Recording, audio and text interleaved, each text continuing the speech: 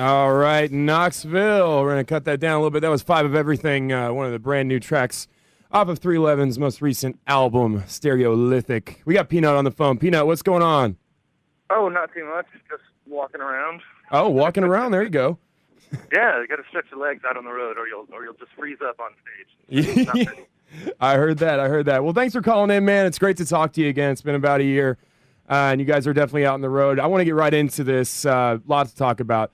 Stereolithic just dropped this past 311 Day, which has never happened before, a record dropping on 311 Day. It's the 11th studio record. It's the first independent release since 1991's Unity. And to cap it all off, Scotch Ralston produces the record. Can you talk about why you chose him again after so many years? I mean, it was just obvious. It was kind of time to, if anything, instead of bring in another like outsider or someone that knows us, if only remotely at best, could come in and make a good album with us. We'd done that over and over again, and we formed great relationships with every producer we've worked with, and had a good time one way or the other, and learned a lot. But there's no like replacing what Scotch has done. He was in Hollywood at the first studio we went to like a month into moving out west as an engineer, and he stuck with us this whole time, and has had something to do with almost every album that we've ever put out. And he produced Transistor, and he's done live sound for a truck going by, and for years and years. And then he took a little break and had to do something else, and we're just happy to have him back doing live sound and producing albums with us, because hopefully I could only see him being asked to come back for Stereolithic 2. Oh, Stereolithic 2, Volume 2, huh? Volume 2. Sneak peek. Yeah, exactly. Well, and one of the things he did beyond his own just kind of creative explosion was he was digging up old demos and like, hey, you guys need to work on this. This is a great track. Don't let it just sit here and die. We can make this into something, especially with like this melody on top of it, or this these ideas for the lyrics. He just started working super hard and was coming up with ideas that got this whole album going and made sure that it sounded right. And it's amazing what a producer can do, especially someone that knows you backwards and forwards. Yeah, I mean, you've known him for so long. So, I mean, was it just like, hey, he's back, and no, anxiety or anything getting in the studio with, maybe a new producer again? This is one you've dealt with. Yeah, before. There's always that break-in period with someone new. It's a little awkward, and that we didn't really have time for that, because we knew we had the time constraint of March 11th coming up. Mm-hmm. So it was good to have that kind of weighing on us a little bit, because we could take a really long time in making an album and trying to decide if it's done or not. Yeah. Well, speaking of 311 Day, it's obviously still fresh in everyone's minds. How was it getting back to NOLA for the first time since '08? I guess 6 years. It's kind of like a home base for 311 Day. And how was it getting back there, man?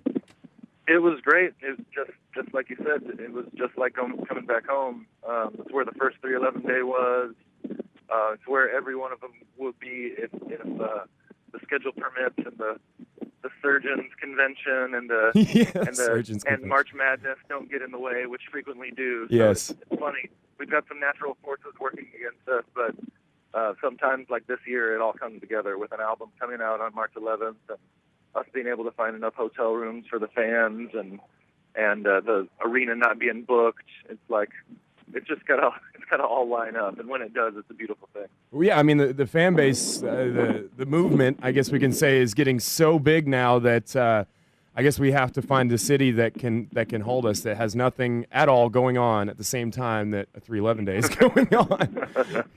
Yeah, it gets harder and harder, and then sometimes it's easy, and that's just how it goes on the road. You gotta fight for the venue. Sometimes you'll be second hold or third hold, and push the issue, and sometimes you just won't get to go exactly where you want to go. Mm-hmm. What's funny is as we're setting up the summer tour right now, or the dates are pretty much done, I keep hearing from people in the Pacific Northwest. They're like, "Why don't you like us? Like, it's been 2 years since you've come up here." And like, it's not like that. It's so complicated and so and individualized. Like, if the promoter thinks that the show's going to be good, then we will be there. It's like, it doesn't have anything to do with personal taste. We love the Pacific Northwest. Just feel sorry. But who has a right to bitch about us not showing up? Chattanooga. We haven't been to Chattanooga in 15, 17 years. I know, right? Yeah. And we're going to talk about this show at Track 29 coming up here on Thursday in a second. You're talking about this Unity tour. You do it every summer. It seems like it's a bit different this year. It's not all big amphitheaters. I'm not seeing Red Rocks on the bill. I'm not seeing Hi-Fi Buys down in Atlanta, which is Aaron's amphitheater. But you guys are doing some different things with it. Not really any assigned openers. There's some evenings with 311 here and there. So tell me about what you guys are going to do for this tour differently. Everything's scaled back a little bit more. I mean, again, it's like the relationship with the promoters. I think it's going to be fun too. We've done the same thing for 17 years, playing amphitheaters, and they're never all the way full unless it's like a $2 ticket or something like that. So or $2 beers, but that doesn't places, happen. What's that? Or $2 beers, but that doesn't happen at the amphitheaters. Right. Well, it'd be fine with us because we don't. That's not any. We don't make any of that money. So yeah. That would be fine for us to write off on. But it's difficult to make it work on that large scale. So to bring it back a little bit, maybe make it a little bit more realistic and play big theaters some nights, and then not have opening acts. We can stretch out a little bit more. Like, I think it's going to be more like even more fan friendly than it has been. I remember seeing Pennywise out on the road last year, and they played an amphitheater with us. I think they were opening up for Sublime, and they were like, "What are we doing here?" It's like, "Let's go to a club and make the walls sweat." I'm like, yes, make the walls I kind of miss sweat. that a little bit too. Yeah, and we're gonna do that tonight in Indiana, and we're gonna do that on Thursday in Chattanooga. It's gonna be fun. It's gonna be getting back to our roots a little bit, and getting more in people's faces so they can see how well we've aged. Yeah, I mean the smaller venues, the more intimate venues, are usually you guys would do those spring and fall. So it'd be really cool to have some really famous, more intimate venues this summer, like in Atlanta, doing the Tabernacle. Yeah. 2 nights in the Tabernacle, Fillmore in Denver. So that's really cool. So I want to ask you a couple things about you, and then we're going to get to the show, and then we'll be done with this, I promise.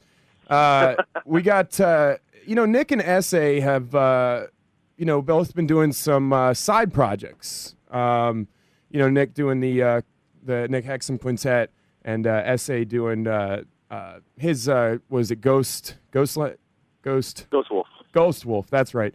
Are you thinking about doing anything? You working on anything on the side besides 311? I did an album with some friends of mine in 2008, a group called Hollows Follow. But I don't sing in the band, so it kind of disappeared. But I really had fun working with those guys, and I produced the album and played bass on probably just a little bit more than half, because the drummer played bass on some of it, and it's just came out really cool. It was just fun to do. I love doing stuff on the side. I like working with other people. Call me, we'll work. Yeah, and Nick and Essay both say that 311's my main thing. It's never gonna be like, oh, I'm gonna go off into the sunset with this band. But it's cool that you guys are all doing different things, because getting older, you've done it for a long time, and I think it's cool to go out there. And there's so much to say, there's so many different ways to say it, and within this 311 format, there's like a filter, imagined and real, that can kind of get in the way of stuff that would come out if you weren't thinking in that mindset or putting on that hat or whatever you want to say. It's like Ghost Wolf does things that with Essay's talent that are incredible, and same with the quintet. It's just a different way to do it. Yeah, for sure. And we've only got more time, and it's only easier to record and release things nowadays. So it's a good time to do it. I want to do something just with Chad. Really? I want to, just like a drum and bass thing. Ooh. Just like 5 20-minute songs of just riff, and for music geeks only. Yeah, maybe dub it out. Yeah, just everything. Pull out all the effects, pull out all the crazy techniques, and then do master classes at guitar centers all around the country. All right. Well, there you go. Knoxville Beyond in the 311 universe. That's Peanuts ideas.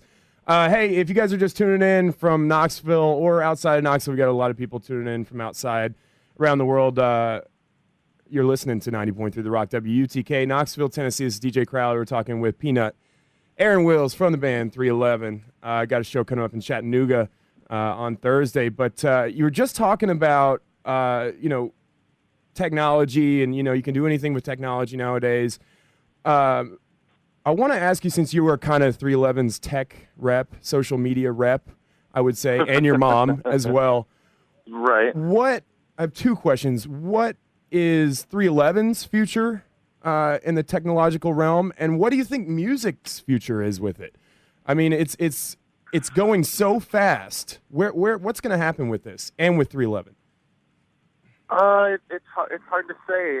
And more and more, the audience will be able to interact with their artists. Hopefully, even in the creative process, with isolated tracks and stems and stuff like that. I think that's like a pretty untapped, pretty amazing thing, that you can grab these tracks from your favorite songs and new stuff as well, and rearrange it and make your own mixes and all these things that can get you introduced, really not effortlessly, but without nearly as much effort as it used to take, and get experience and build up your own style, and then hopefully turn people into artists, because it's certainly not the American Idol route where you just get up and pretend that you're somebody else. It's like you've got to take what you know and what you appreciate from your favorite artists and turn it into something of your own. And the easier that gets, the better music will be, and the better our future will be. As far as 311 goes, we're just going to keep pushing ourselves to be able to master what's going on, to be able to be kind of self-sufficient in the best ways without hacking off any limbs or anything, and keeping the quality as high as possible, and keep walking down that vinyl road. Mm-hmm, yeah. And really, I hope we allow ourselves to indulge creatively with all this technology. That's like digital photography. You can just keep on shooting and shooting and shooting, and same with recording. You can just record and record and record, and be semi-spontaneous, and then organize those ideas. I think I've always been a fan of that. Like, just see if it sticks, and if it does, run with it at that point. To overanalyze and to squeeze the creativity out of something that I really think should be at least remotely spontaneous always does a disservice to the music. So technology should only make it easier for you to get those ideas down that come in those really true inspired moments that are so far and in between, So that's a good thing about technology, is you can just grab ideas without your brain screwing it up. And you could just send it right out to the world in 1 second. Like, I got an idea. Like boom. How do you like this? Or record it on your iPhone. I mean, when, I'm at, press stuff. What was it? Revolution and Slightly Stupid and Easy Stars the last couple weeks. And I mean, it's you can just take your phone now and take pictures, and they're phenomenal, and take video. And I mean, it's crazy what's happening to it. It's great.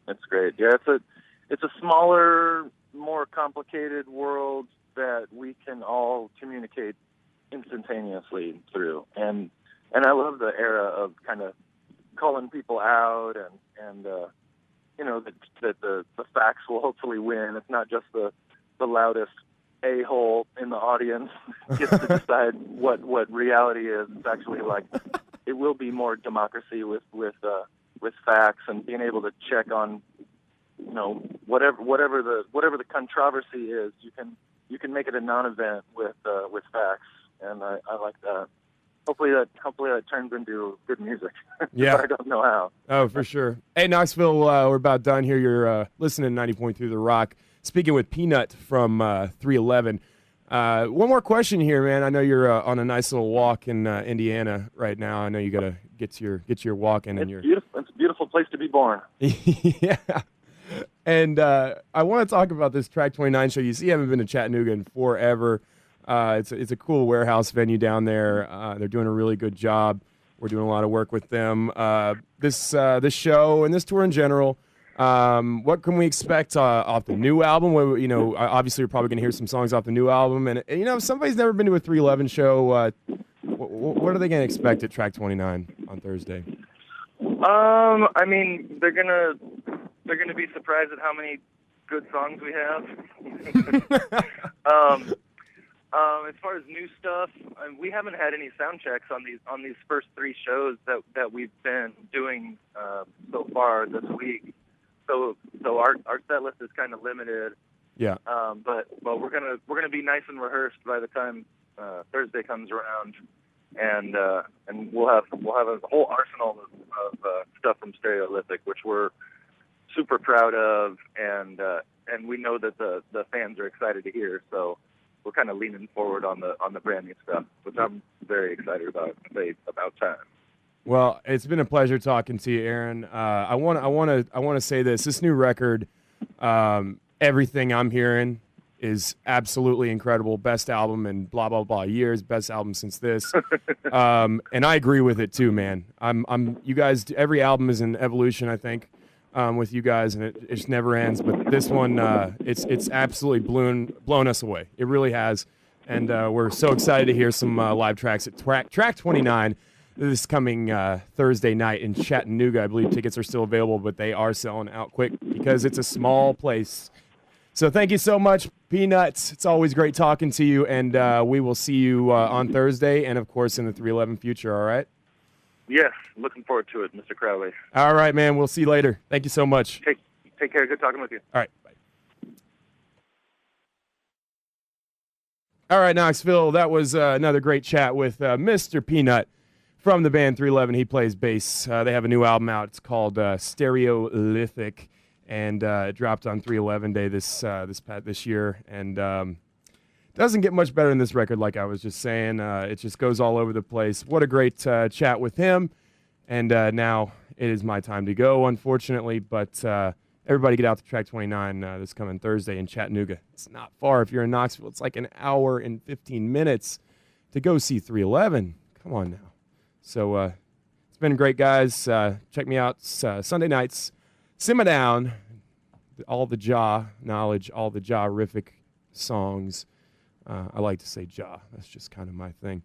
But anyway, let's make it rough. We're going to hit one more of these songs from Stereolithic. I am DJ Crowley. Thank you guys for listening in on this beautiful Tuesday afternoon. And remember, stay positive and love your life, guys. You're listening to 90.3 The Rock, UT's College of